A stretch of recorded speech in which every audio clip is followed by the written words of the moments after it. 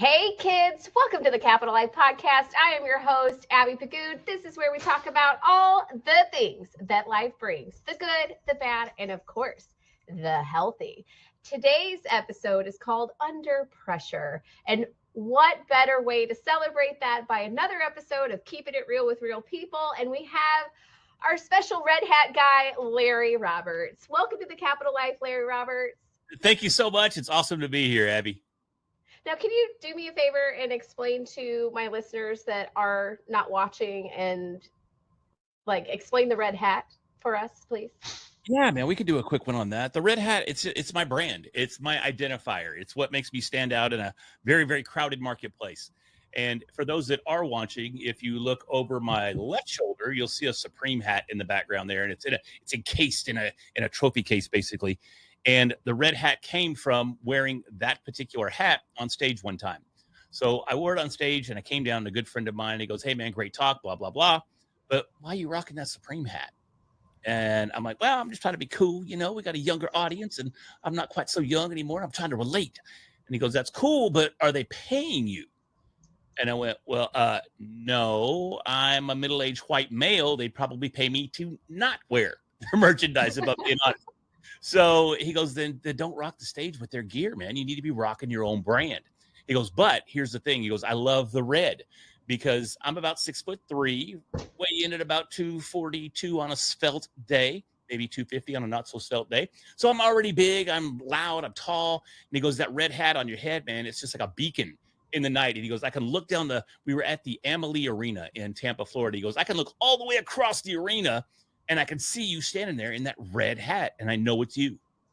So that resonated with me, and I went home from that conference. I tossed the $100 Supreme hat to the side for a while, and I went on Amazon and I bought a $6 unbranded red flat bill hat, threw it on, tilted it 5-10 degrees to the right, and within just a few weeks, man, I started being recognized as the red hat guy in the podcast industry. So it became synonymous. The red hat became synonymous with podcasting. And I'll tell you, it really got driven home when it's probably 5 months later, maybe 5, maybe 6. I went to a conference called Bitcoin Miami, which is a massive, massive Bitcoin conference. 35 plus thousand people were in attendance over the course of 3 days. And during that time, multiple people I had never met came up to me and went, "Aren't you the podcast guy?" And I was like, "Oh my God, how did you know?" And they go, "It's the hat, dude. We saw the red hat and we knew it was you." And that's in 5 to 6 months after I started wearing this. And that just told me exactly how powerful it was to have something that makes you stand out. And after that, I changed my business name. I changed it to Red Hat Media. And the red hat just rarely, if ever, comes off. So that's the backstory to the red hat. I think it's interesting because it kind of it really goes to show how long it takes to plant the seed. You know, a lot of times when I meet somebody and someone finds out what I do for a living, you know, it's like, not that we necessarily always talk about business on this podcast, but you know, it's one of those interesting backstories where it's like someone sees me, they know who I am, they know what I do, or they have just learned about it and they think, "Oh, I could use that," but they're not fully geared there. You know, like there's that learning process where, you know, here's when you've been cited. Then about a month or two later, someone starts pondering the idea of any kind of engagement with you. Then about 3 months later, they're ready to say, "Okay, I think I'm ready to call." And then it usually is somewhere within that 3-month period after that they actually make the appointment and come in for the commitment. You know, and it's interesting because I think a lot of times, like when we're facing all of the pressures of work and home and even just picking up new habits, a lot of times people think we're supposed to just wake up at like a New Year's resolution and boom, it sinks in. And the fact is, it really takes us that mental preparation of taking a good 3 to 6 months until we're actually prepared to receive any kind of understanding, messaging, anything. It's like we have to jump in and get our mind prepared and in that direction. And it's like, even though our subconscious had in the whole time was like, "Hey, by the way, this is what we're doing," it was our conscious mind that could not process it, or it just wasn't ready to. Like it was too stressful or too for us to grasp the concept. Yeah, it's pretty wild to see that. And when you see it in action, and you experience it, it just reinforces that entire message. Because I mean, we can sit here on this show and we can deliver that message, and hopefully, and ideally, it resonates with our audience. But a lot of times, it doesn't necessarily resonate, at least not as impactfully as we would like, until they experience it. Because I mean, how many times have we heard we need a brand? All the time. You gotta have a brand. You gotta have a personal brand. Everything is all about personal branding right now, and has been, honestly, for the last probably 5 years or so. But to understand what that means and understand how to leverage it, and then on top of that, understand how to even find your red hat, figuratively speaking, it's still just it's conceptual until you actually experience it. Then you go, oh wow, that's how that worked the whole time. It's actually a lot more simple than you would expect it to be. But we put so much thought into it, and people all the time, well, Larry, can I wear a jacket? Could I wear shoes? Could I wear glasses? Yes. And sure, you can do all of that. I do purple for my nails. Like, my nail people always literally say, oh, the one that always does purple, like, all the time. Like, my husband called for a Mother's Day gift certificate this weekend, and my kid was like, oh, this is a funny story, because he ends up calling them on the phone or going in there, and he says, oh, my wife is Abby, and they're like, oh, we have a lot of Abbies, like, and then he showed them a picture, and they're like, oh, Abby, she always wear purple. Like that was like, if they don't know anything of what I do, but they know me as the purple later. I have one client whose husband refers to my truck as the purple people eater. And I'm like, wow, that really brings me back to like the good old days. But one of the things I want to give recognition to, because it's not just your hat, but you recently came out with a book, which is freaking fantastic. Congratulations. I'll try not to be jealous. Like, but fine. Tell me a little bit about this book. This episode of The Kapitol Life is brought to you by Nashional Self-Directed. Your future deserves a plan as unique as your journey.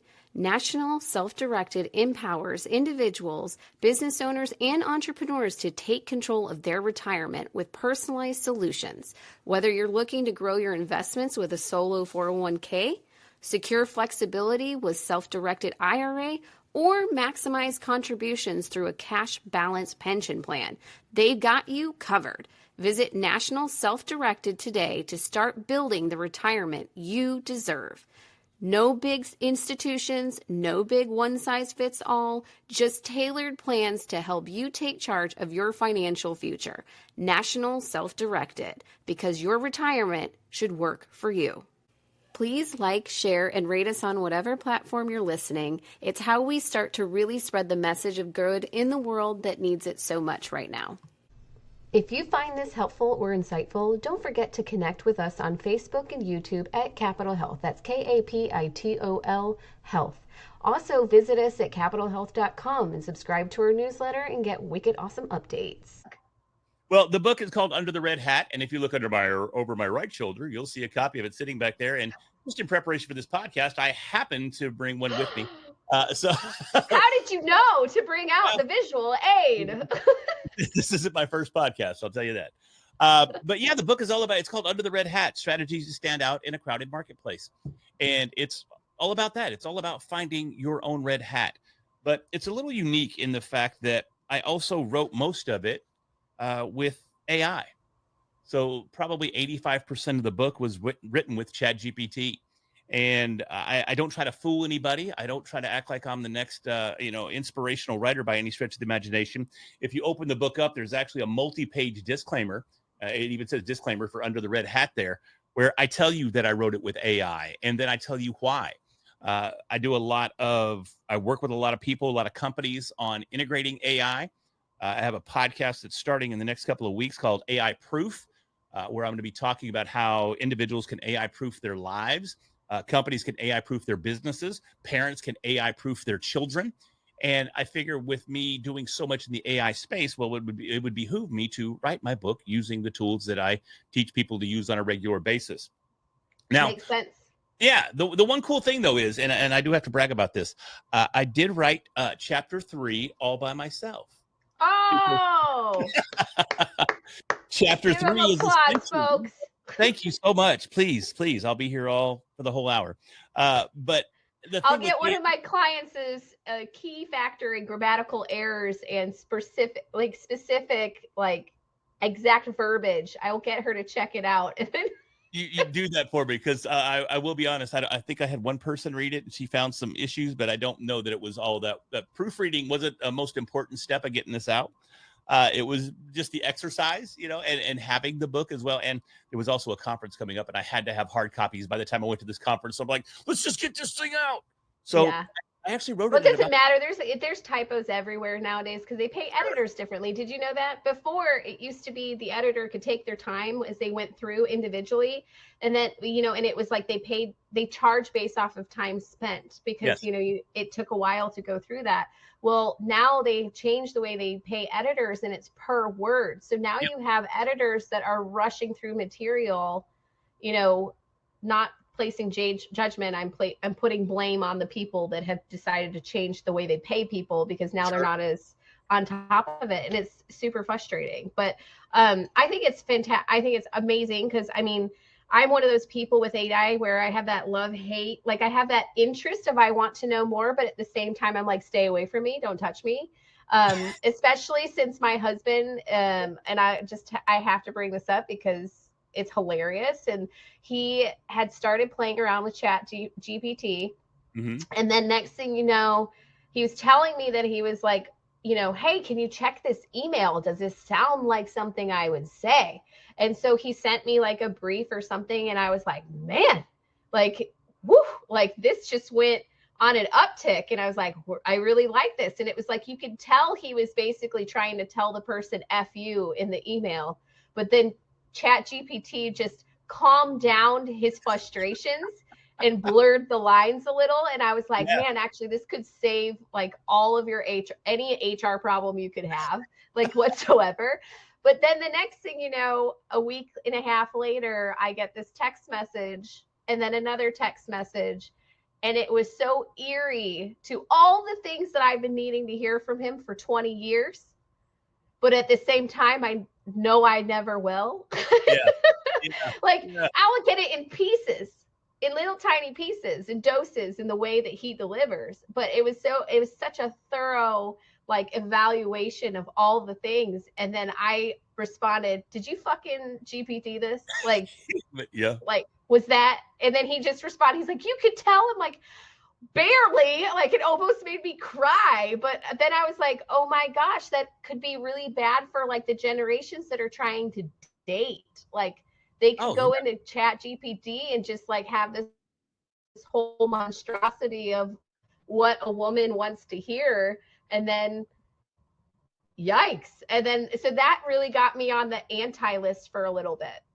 Well, it's even worse now because just yesterday, here we are. What is today? What's the date? The 14th. So The just on the 14th.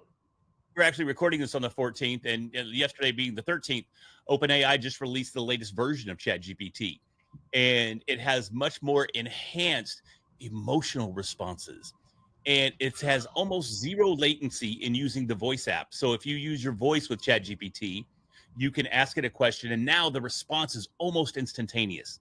So you can literally carry on a conversation. You can even interrupt ChatGPT. So if the voice you've chosen is a female voice, so if you're a guy like me and I'm lonely and I need a friend and I want a little girlfriend, a virtual girlfriend, I can use a virtual female voice in ChatGPT and even have, now you could do it as of yesterday, have real-time conversations back and forth. She'll laugh with you. She'll joke with you. We're going to have people marrying computers now. 100%, 1,000%. Yeah, Yeah, it's insane. It is insane. Well, and so does that bother you sometimes? Like, okay, I love the fact of I needed to update my bio. Like the other day when Tony read my bio in December when I was speaking at the thing, like she read my bio. I forgot to send her one. She ripped it off of my website. She read it and I was like, oh shit, that's old as dirt. Like that is, yeah. I was like, okay, I can understand how that's impressive to the common man. But then after I was like, that was me 10, 15 years ago, not me today. So I went on and sure enough, like I loved being able to interact. I could request, hey, can you make this sound less churchy?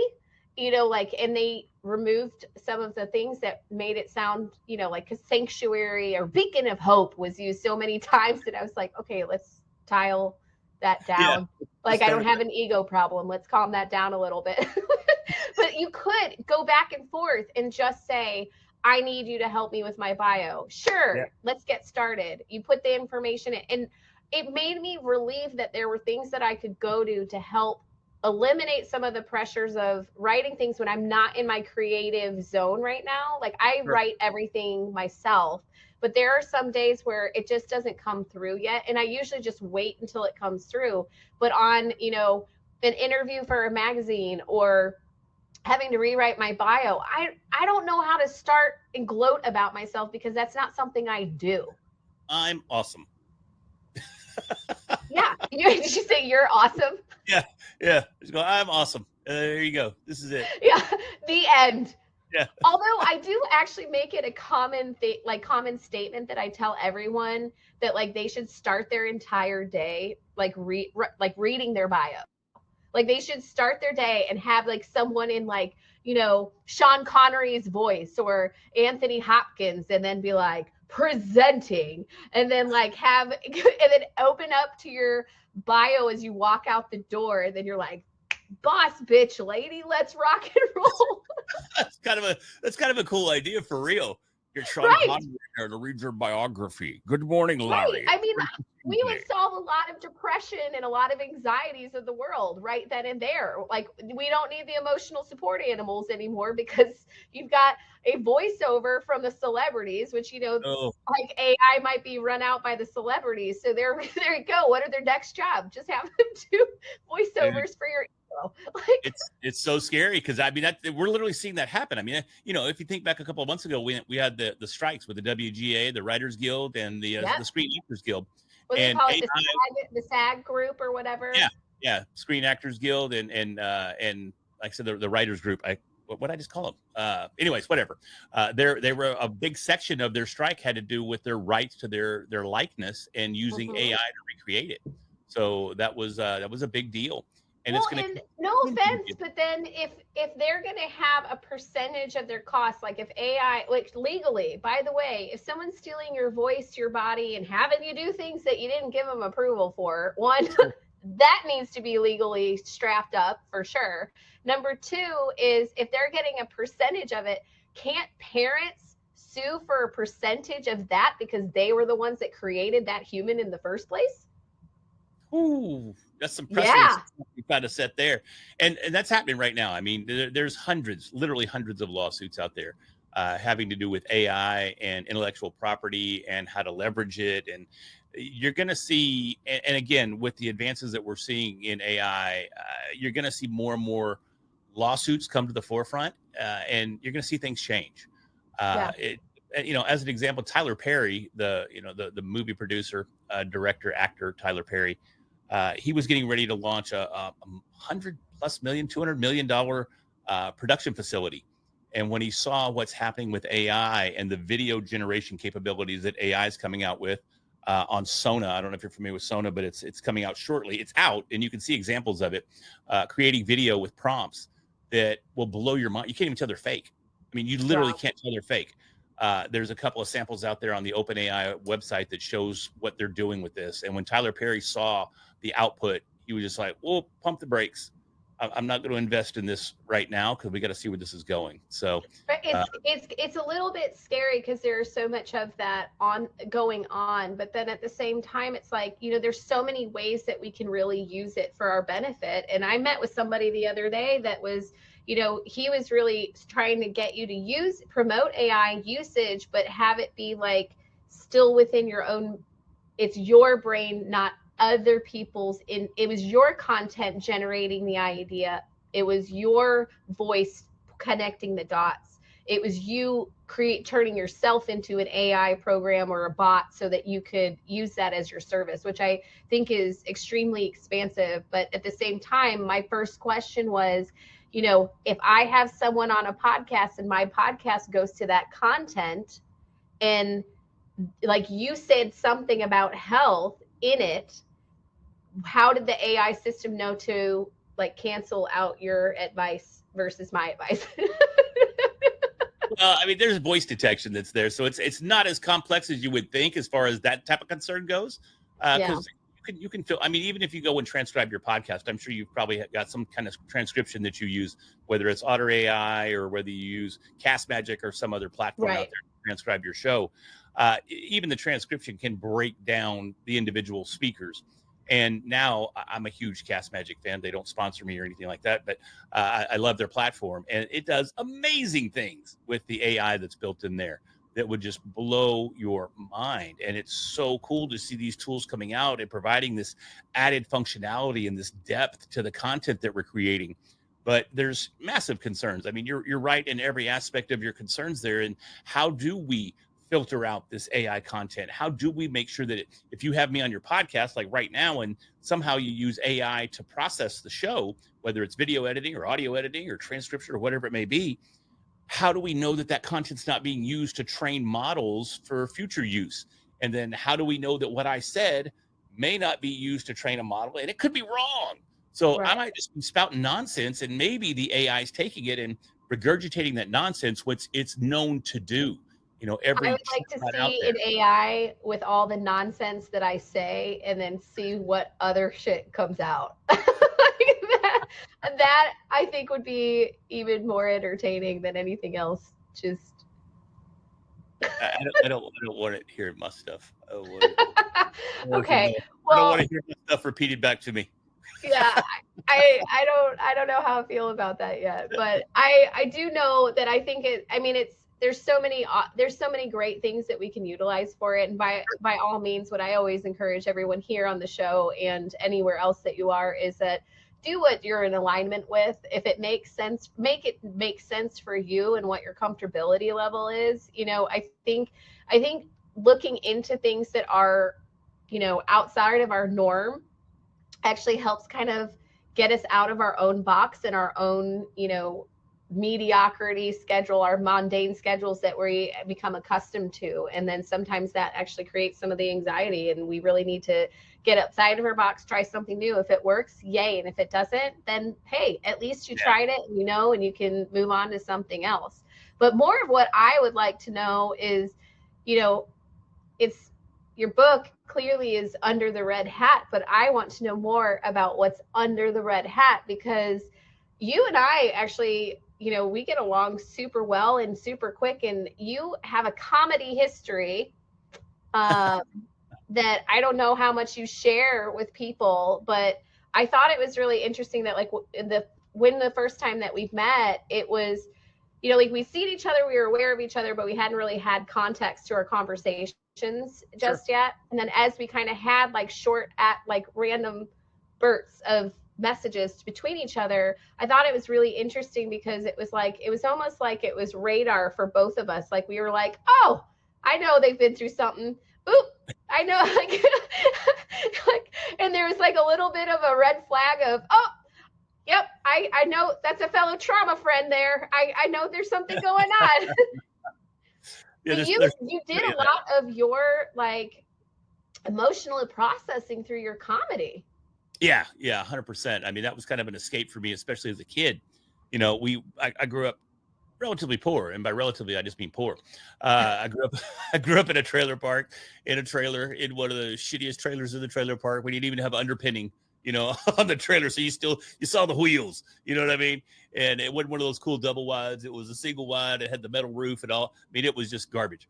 But I would watch HBO back then. And, you know, I'm dating myself, but back then you could see HBO, but it was scrambled. And the screen would actually have like wavy lines waving the image. So you could still access the channel. Yeah. They didn't block you out. So you could play it, and then you could still see images, and really you just listen to the movie. 100%. So you could totally tune into the channel. You just couldn't clearly see the image, but you could clearly hear the audio. So I would watch HBO specials, and I would listen to Robin Williams and Andrew Dice Clay, and you know, still the GOAT in my personal opinion was Sam Kinison, and he was amazing. And I'd listen to these guys, George Carlin and Pryor, all of them. And that's what I grew up on in the 80s was comedy. And I would go to comedy for basically processing, and like I said, trauma processing, because it was a lot of nonsense that happened back then. And comedy was always my safe space. So when I first started podcasting, my first podcast was a comedy podcast. Yeah. And it did extremely well. It did better than any podcast that I've had to date. I have yet to replicate that level of, we'll call it quote unquote podcasting success on any of my shows. But I think it was just because, well, the timing was good. I mean, it was 10 years ago, so we could still say some things without having to be overly cautious about censoring ourselves or cancellation or anything like that. Sure. Yeah. So it was, it was just, honestly, it was filthy. It was just a filthy show. It was so filthy that I got an open micer who was the son of one of my best friends. And I said, hey, dude, you want to start this podcast thing? He's like, what's that? And I'm like, well, it's this thing. We put it on the internet and Joe Rogan does it. And he's cool and blah, blah, blah. And I said, we're going to do a comedy show. He goes, I'm in. So I brought him in and we did our first episode. And honestly, I didn't even know what I was doing. Neither one of us did. I had a mic. It was a Yeti Snowball. And if you're not familiar with microphones, the Yeti Snowball, it's really one of the worst mics you can use for podcasting. I know podcasters still use it, but it's definitely not the best choice. But we didn't know what we were doing, and we only had one mic. So this Snowball literally it's about the size of a softball, and it's white. So we took the tripod off of it. It's got this little janky, little cheesy tripod. We took it off, and we just cupped the Snowball in our hands. And we would say our lines, and then we would gently pass the microphone to the other person. They would cup it and they would say their lines and then pass it on. And we just passed this Snowball back and forth. But while that was hilarious, and I actually recorded it in my den, just on the other side of my studio wall here, because we didn't know about room treatment. We didn't know about being quiet. We didn't know any of that.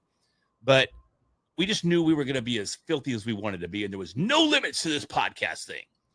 And we listened back to it. We're like, oh my God. We can't put this out in the world. this is so bad. It was so foul, and it was just so just filthy. We're like that. Well, we can't publish this, so we didn't. Was it a combination of boys being boys, or was it like a completely unfiltered? It was like completely unfiltered. Boys being boys, and men being pigs, and okay. So it sounds like it had a little combination of the sloth. Have you heard of the sloth? My husband used to like get, I don't know if they were updates or Facebook feed or whatever, but it was the sloth. And it was like, anytime this man came home with a joke from the sloth, there was not words. And we speak all the time. And it would be a very strong nod. And then what the fuck were you thinking? Yeah. And and that was pretty much the only thing I would say. And then he'd be like, it's funny. Right? Like, and I'm like, not to women. Like, and then I basically put a ban on the sloth, and I said, all things sloth related, you can do whatever you want. You can share that with whoever you wish to share it with. But in this home, the sloth is banned. Like, there is like veto done. It definitely sounds like this was sloth-worthy material. Yes. Yeah, it sounds like you were in a sloth effect for sure. Well, we dialed it back. We didn't dial it back a whole lot because honestly, when I got into podcasting, because I listened to an episode of Joe Rogan, and which episode? Man, I don't know. This was 10 years ago, so probably episode, I don't know. We'll say 500. I have no idea. But he's at like 3,000 now, so we'll just kind of do. And they're all like 3-4 hours long. Yeah, they're all. Don't do that if you're a podcaster. Don't do that. But the episode that unless I heard, you have his audience size, and then just go ahead and do whatever the hell you want. You have to earn that right. That's my only point there. Don't start off doing that. You have to earn the right to have. I do about an hour. I'm like somewhere between 45 minutes to an hour, and then occasionally I'll have an episode that's like an hour and 15 minutes, but they're good episodes. Yeah, there's great content there. Industry standard last year was about 36 minutes. Was about the average length of a podcast episode last year. So, but I listened to this episode of Joe Rogan, and he had two comedians on there. One was Tony Hinchcliffe. Tony Hinchcliffe now runs one of the largest, if not the largest, comedy podcasts in the world called Kill Tony. It's a live stage show where they pull people up on stage, and they get to do their best 60 seconds worth of comedy. And then the people on the panel, Tony and the other guys that are there, they basically just roast these wannabe comedians. Or there's actually an opportunity for you to really start a comedy career on this show as well. There's been some big stars that have come from Kill Tony. So I heard him on there, and I heard a guy by the name of Joey Diaz. And Joey Diaz also has his own podcast. And he reminded me of like a combination of Dice Clay because he's from Jersey, and Sam Kinison because he's just so foul. And when I heard that, I was like, oh my God, I can tell these jokes and I can do my level of quote unquote comedy on this podcast thing and people will actually listen. This is insane. So that was our motivation for even getting into podcasting. So we ended up dialing it back and we did the show and it was a hit. The name of the show back then, it was called Accidentally the Whole Tip. So just the name, it tells you what you're getting into, right? Okay. So we did that show for several years. I say several, couple years probably. And then eventually people at the office, I was still in corporate at the time, and people at the office were fans. Even our HR director was a fan of the show, but people started showing up to work in my merch. So you can't have, ATWT merch on in a professional office setting without getting in trouble. So I did get the call to HR, and our HR director, she goes, Larry, I love the show and I think what you're doing is great, but one of two things has to go. It's either you or the show.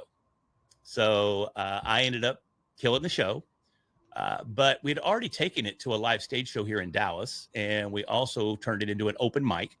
And it ended up becoming one of, if not the largest open mic in Dallas-Fort Worth outside of the comedy clubs. So people would come from all over the Metroplex to come to this open mic and do their comedy. And the open mic lasted years and years, probably 7-8 years before the club that was hosting it actually shut down. That's when that mic died. But like I said, it was super successful. And it ended up launching Jamie's comedy career. Jamie Gravitt is his name. And he ended up from the show going on to work with Eddie Griffin, who's done a few movies, Undercover Brother and some other things. And he was Eddie Griffin's opener for 2 years in Vegas. He got a residency at the New Sahara in Vegas, and it all came from the podcast. So it was freaking insane. And he's still crushing it on the comedy scene. So he's doing his thing. He's back in Dallas now, but he was down in Austin doing it. And Austin is kind of the comedy capital of the world right now. But Texas just has a huge comedy scene regardless. So that was how I got into podcasting, and comedy was really it. Comedy was always very, very therapeutic. I still love it. I still consume it. I don't do it very often. I do tell a lot of jokes from the stage, and that's probably when I'm speaking. That's kind of like my reward, is if I can get a laugh from the audience. So I feel like a professional, a speaker, and a comedian all wrapped into one. And so yeah. Is it like that? It gives you a sense of being received? Oh, 100%. Yeah. For me personally is what I'm speaking for. Yeah. If I get an audience to laugh, it's like, okay, I'm doing good. Because after every talk, it's like you getting a pat on the back of saying good job. Yeah, 100%. And after every talk that I give, and I speak at least 2 to 4 times a month. Every talk, when I come down and I talk to my business partner, Sarah, I go, here, how do you think I did? How do you do this? Well, this joke hit, this joke hit, this joke. I'm more evaluating whether or not I got laughs than the content delivery most of the time. Because I'm confident the content that I'm giving is quality content, but the delivery mechanism, did I deliver the content in a way that I think was well received? And if I get those laughs, if I get that engagement, and you'll see too, I don't know if you've seen me speak, Abby. I don't think you have. But I have seen a little dosages on panel, but I have not seen the full speech. Gotcha. Yeah. So, and I was unable to make your last appearance maybe it wasn't, maybe it was 3 appearances ago when you were in Speakonomics. So I wasn't able to make that one. But weekend too. So two but now I feel like you're speaking every week, if not twice a week these days, because you're traveling all over the place.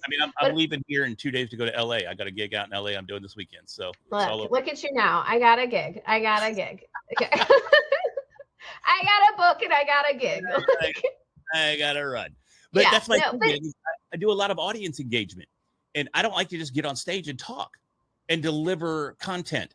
I like to talk to my audience. I like, and by no means am I comparing myself to this guy in any way, shape, fashion, or form, but I love his style. Matt Rife. I love him. He's amazing.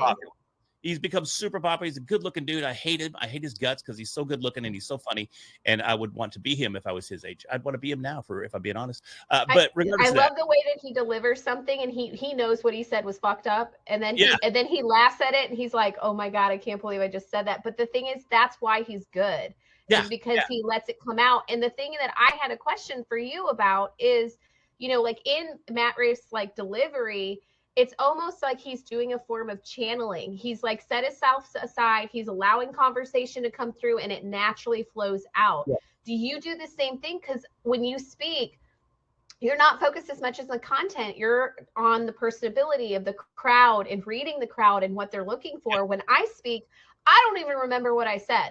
Like everyone comes up and tells me, I might have known what the subject was about and I knew my bullet points, but then Yeah. I have no idea from when I started it, the intro to what happened in between. And then I planned maybe an exit, but then somehow the crowd got hypnotized to my words.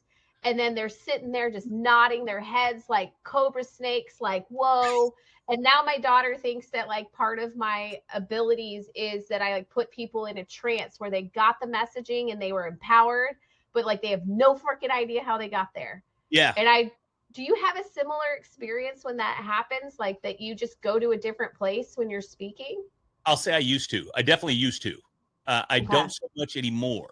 And I think, and I don't know how extensive your background is with speaking, but I learned after a couple, 3 years, several years, probably even more than that, I definitely went through that phase where I get up, I do my thing, and I get off and I go, I don't remember.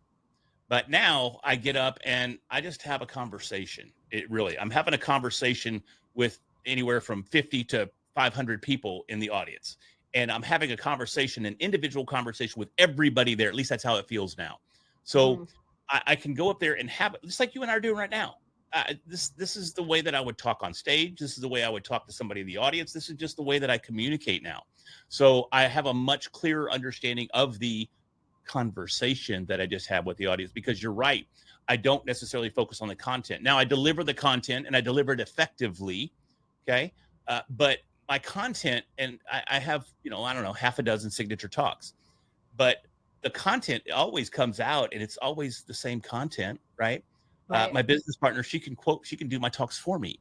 She can't do it in my style or as effectively, but she knows the story of the red hat. She knows the story of AI. She knows she knows all this stuff that I talk about. She can't deliver it the way that I deliver it, which she shouldn't be able to. She's somebody totally different and she's going to deliver in her own style. But again, it's not the content, just like you're saying, it's about creating that relationship. Because if I can create a relationship with someone from the stage, that's going to drive that content home even more so, because now they just heard it from a friend. And if I'm having a conversation with someone that I'm in awe of, right, or that I look at as a speaker or as a subject matter expert / thought leader, we tend to put those people on pedestals. And that's not where I want to be. I don't want to be on a pedestal. I want to be right here with you. I want to be hanging out. I want to be, I want us to have this conversation. So that's why I've always put the personality and the personalized delivery, at least attempted to put that at the front of my talks. And I feel like over the last 2 years that I've really been able to do that effectively. And it's just getting more, and I'm seeing it now. I'm seeing now where I don't necessarily get overly nervous. And if we dial this back just 2 years ago, I did a talk in front of more people. It's probably 600 people in the audience. And I was giving this talk and I wasn't ready for this audience. Matter of fact, I walked into the ballroom where I was speaking and it was just packed. There's people standing there. And it wasn't me. It was the topic that I was talking about, but it was still just tons of people. And my speaking coach, he had came in for this particular talk because I told him it was going to be a big one. And I walked up to him and go, "What's up, dude?" He's like, "Hey, what's up?" He goes, "Have you seen the hallway?" I went, "What?" He goes, "Go look out in the hallway." So I walked back all the way to the back of the ballroom and I look out in the hallway, and the line to come in literally stretches as far as I can see in this hotel. Most of the people aren't going to get into the talk. And I instantly had a panic attack and I started literally tearing up. Water, tears actually started forming in my eyes. And I was like, "Oh my God." So I ran back into the ballroom, and people were trying to come up to me because the red hat guy, and they're trying to talk, and I'm just in this. I can't have them seeing me all boohooing, right? I can't have them see me with these tears in my eyes, right? So, and I just make my way back. Emotional process. You just picked up on the energy of how large that room is, and my issue is like my speaking experience is not extensive. I'm like more at the start of expanding out. I basically I've done speaking and emceeing and done things like that when people requested me to.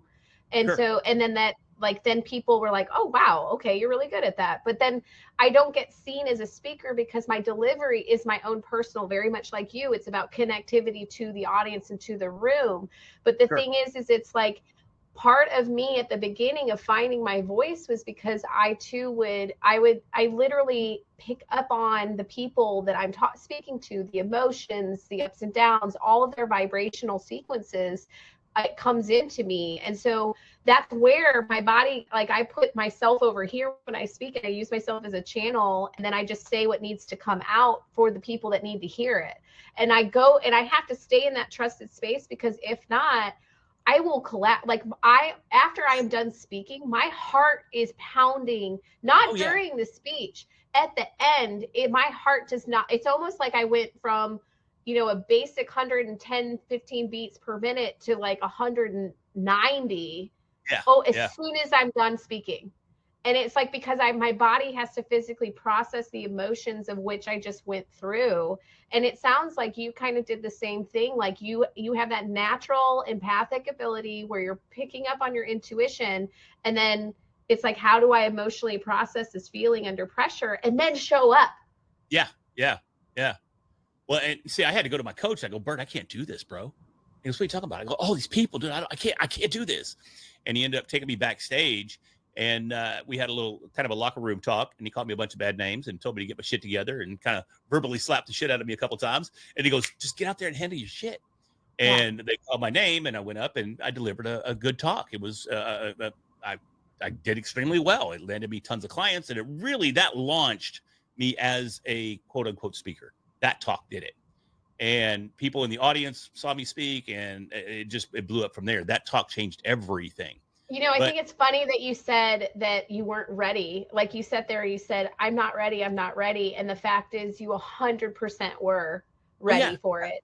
Yeah. It's just that you emotionally and mentally weren't prepared for what to expect. But in the long run, it's like the universe was like, haha, motherfucker, like get back up on there. You're going to do your shit. And this is your time. And you have to do it.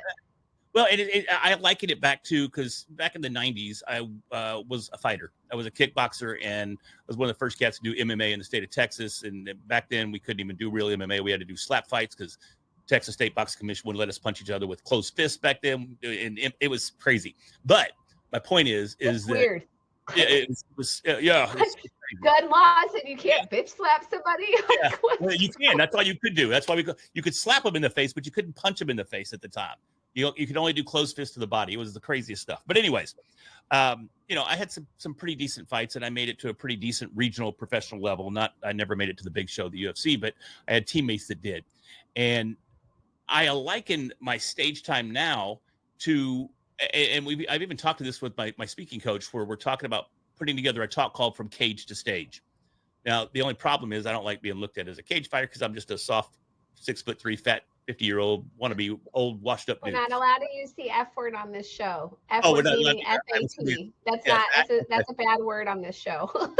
That is the only restriction. But my point there is that I feel the exact same way getting on a stage as I ever did climbing in the ring. It felt like a fight. And it's the same way when I come down off stage.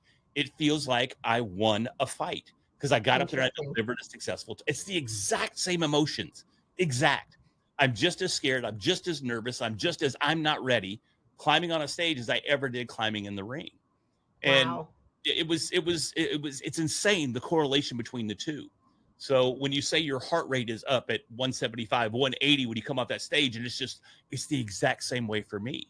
And if you dial it back a couple of years, I don't necessarily do this so much anymore, but I remember being like backstage, and I would be bouncing around just like I would be bouncing before I got in the ring and started to scrap. It was the exact same. That's the only way I knew how to channel all of the energy and the emotion. It's filtering. You're filtering the Yeah. energy out. And that's how I am. Like, I actually tell people, when they do the mundane, like, here's your setup, these are your questions. I'm like, I don't want to know the questions. I don't want to know, I do better on the fly. Like, Yeah. if anything, if I have anticipation of what to expect, I'm worse because it doesn't come out naturally. So like, I even have people, say, okay, like they'll want to give me a notice when they're going to call me. And it's like, actually, it's better if you just randomly called my name. And then I was like, oh, I'm going. Okay, great. Because then I'm not getting revved up. I'm not having to filter and process. I get put on the spot. I show up, I deliver. And then after that, I can die and have a heart attack.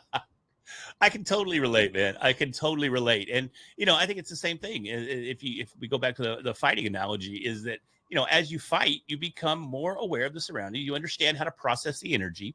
New fighters will often gas out in the first or second round, right? Because they're more caught up in the hype, and they could have trained their backside off. They could have been ready for this, but they get in there and they go to it.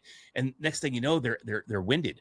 Their legs weigh, 50 pounds a piece. They probably do weigh 50 pounds. They weigh 500 pounds a piece. You just get weighed down in the emotion, and you get that emotional adrenaline dump, and now everything's gone. And it's the same way in speaking. And so I don't necessarily process it the same way anymore, because once you get that experience, you learn how to channel that energy. You learn how to manage that energy, and you learn how to process that energy much more efficiently and effectively. And it's the same way in everything that you do. It's no different than any habit, like eating better, mentally, self-talking, all of those different things. I mean, it really kind of gets you organized. Like, my last question for you before we head off is, if there was something that you could give advice to people, just a little nest egg of something for their future, keeping them in the right direction, regardless of what the subject is, what would be your focal point? Man, I tend to go with personal responsibility. I tend to lean that direction because I'm a big Jocko Willink fan, and personal accountability is 100% what keeps me going. If something works, hey, I did that. If something fails, hey, I did that. And you have to look back internally, and you have to take responsibility for it. You can't look at the circumstances, your surroundings, outside influences, all that. You can't blame it on none of that garbage. You got to blame it on you, and you got to go back to you and go, okay, what do I do next time to make sure this doesn't happen if these outside influences come in again?